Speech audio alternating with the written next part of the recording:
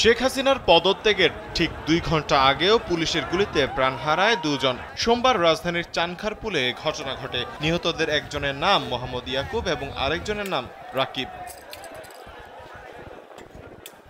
প্রত্যক্ষদর্শীরা জানান, দুপুর 12টার দিকে চা আনতে যান ইয়াকুব। এ সময় শেখ বোরহান উদ্দিন কলেজের সামনে তার পেটে গুলি লেগে পেটের অন্য পাশ দিয়ে বের হয়ে যায়। দ্রুত মিটফোর্ড হাসপাতালে নিয়ে গেলে কর্তব্যরত চিকিৎসক থেকে মৃত ঘোষণা করে। কারা গুলি করছে এটা তো আমরা দেখি রে, গোলাগুলি চলতেছিল, উনি গেছে চা আনতে, পুলিশরা গুলি করছে ওখান থেকে।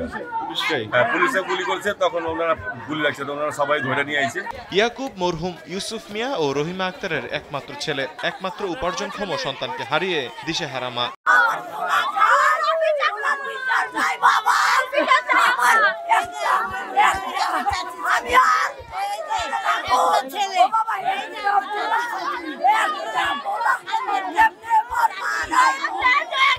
পেশায় ডেলিভারি বয় ইউসুফ মাকে নিয়ে মানবেতর জীবনযাপন করতেন। এলাকাবাসীরা জানান, অল্প বৃষ্টিতেই পানি উঠত ছোট ভাঙা ঘরে। ছেলেই ছিল মায়ের একমাত্র ভরসা। এ অবস্থায় ছেলের খুনের বিচার চান মা।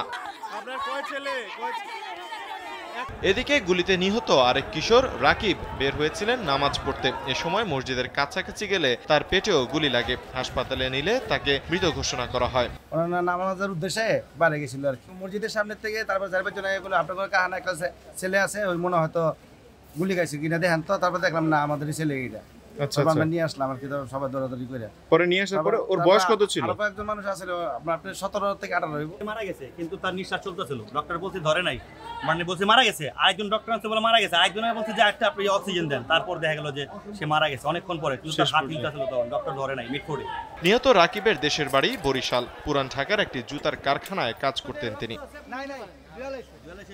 ওনার বাসা কি? তৌহিদুল ইসলাম তারেক, কালবেলা।